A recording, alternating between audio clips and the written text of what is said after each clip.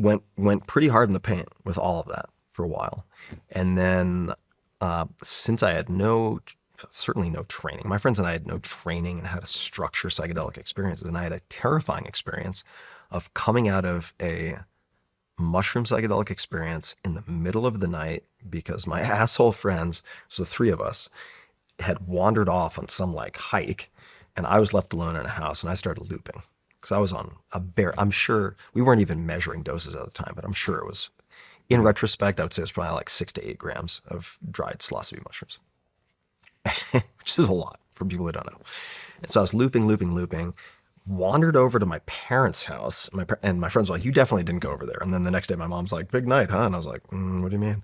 So that was already a problem, right? I'm tripping my balls off sitting on like the kitchen floor with my parents. Like, that's bad enough. But when I was walking back to this other house where I was staying with my friends, I came out of my trip in pitch blackness, walking in the middle of the road, and almost got hit by an oncoming car. Like the headlights coming at me is what woke me up. And then I like jumped out of the way, and I was like, okay, we're done. And I stopped. And the only reason I got back into it, the interest always persisted. And the other things, the lucid dreaming, the neuroscience, the interest, all of that continued. But I was like, psychedelics, that's off-piste. And then in 2012, my girlfriend at the time went on retreat to Peru and did 3 nights of ayahuasca and came back and was just a different person.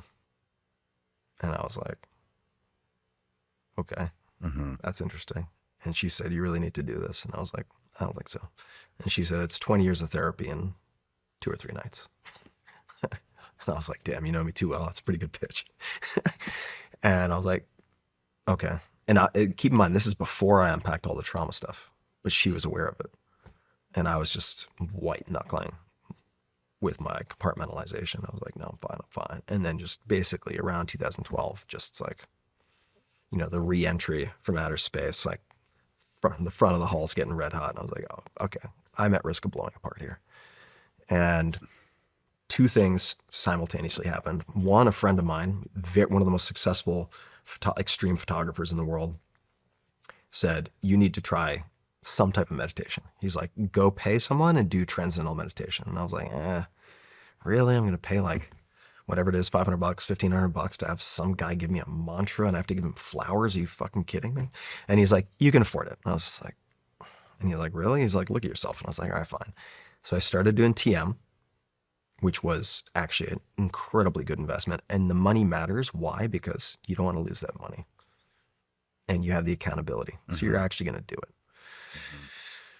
Secondly, I started thinking about a re-entry into the playing field of psychedelics. And I was like, all right, if I'm going to do it, now that I know how to read research properly and I have access, I was living in the Bay Area. I'm like, I am in the epicenter in North America for exploring this type of thing. I'm going to do it in a really conservative, step-by-step build up, leading to, but not committed to, potentially ayahuasca. And so just thought about how to structure it safely, interviewed, for lack of a better term, I was hiring for a job, different facilitators, had people help me with the vetting, got reference checks. I really went over the top because that experience in the middle of the street had rightfully scared the hell out of me.